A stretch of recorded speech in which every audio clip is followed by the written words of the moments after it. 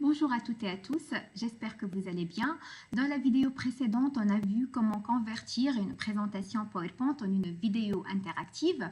Maintenant, on va voir comment partager cette vidéo sur YouTube et aussi comment accorder une licence à ma vidéo de type Creative Commons. Je vais alors accéder à YouTube. Je suis connectée à travers mon compte Gmail, donc je peux directement accéder à YouTube, soit à partir de mon compte. Donc, à droite de mon compte, on va trouver G Suite, ou bien à travers de la page Google, car je suis déjà connectée. Donc, je peux directement cliquer ici sur G Suite, l'ensemble des applications Google. Et voilà, je trouve YouTube. Donc, voici l'interface qui s'affiche. Je vais aller ici, donc on va cliquer sur créer une vidéo ou autre et choisir mettre en ligne une vidéo. Donc, la vidéo, elle est déjà sur mon ordinateur, donc je vais essayer de la déposer sur YouTube. Voilà, donc on va essayer de glisser notre fichier qui est bien évidemment une vidéo ici. Donc ma vidéo elle est là. Voilà, je l'ai glissée et on va voir qu'est-ce que ça donne. Voilà, donc le titre il est automatiquement donc pris en compte, donc le titre de ma présentation, je vais le garder. Si vous voulez donc ajouter une description supplémentaire à votre vidéo, vous pouvez le faire. Alors, ce qui m'intéresse, c'est de voir les licences. Bon, est-ce que ma vidéo elle est conçue pour des enfants? Non, ce n'est pas le cas. Voilà, et je trouve autre option. Donc, il fallait toujours cliquer donc, sur autre option. Il fallait bien lire que ce soit les chartes d'utilisation ou bien dans les paramètres lorsqu'on est en train d'utiliser un outil. Sinon, ce sera des paramètres par défaut. Donc, moi, je vais cliquer ici, autre option. Je vais donc chercher, donc ma vidéo contient une communication commerciale, non, c'est pas le cas.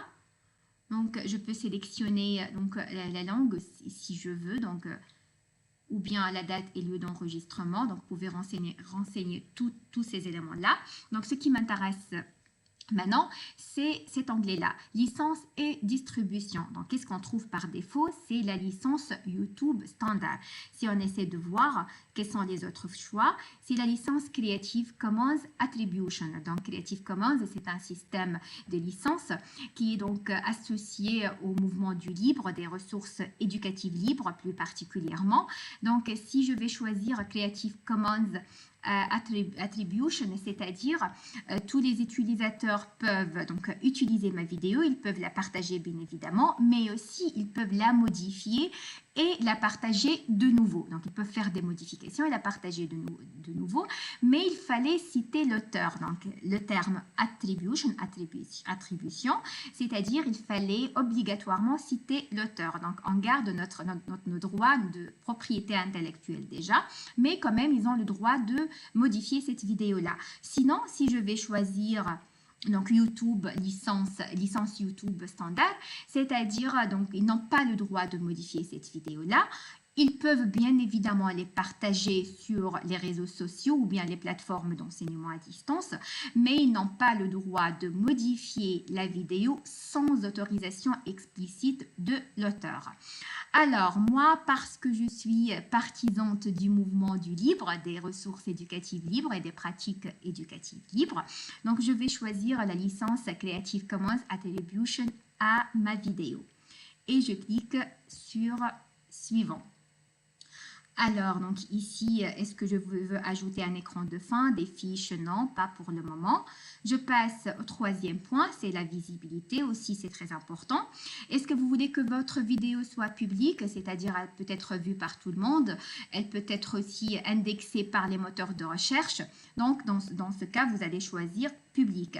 Sinon, si vous voulez qu'elle ne soit pas indexée par les moteurs de recherche, donc uniquement les utilisateurs qui ont le lien de cette vidéo peuvent la visualiser, vous allez choisir non répertorié. Sinon, vous pouvez la fermer davantage, donc ce cas elle sera privée. Uniquement les utilisateurs que vous allez ajouter par adresse mail en fait peuvent voir votre vidéo. Alors dans le cas de cette vidéo, je vais choisir non répertorié pour le moment. Je peux y revenir par la suite pour changer du non répertorié au public pour qu'elle devienne publique. En fait, je peux le faire en tout moment, je peux revenir et modifier donc ces paramètres de ma vidéo. Donc je vais cliquer sur enregistrer et on va voir qu'est-ce qu'on va nous demander. Voilà, c'est fini, ça y est, donc le lien de ma vidéo il est là.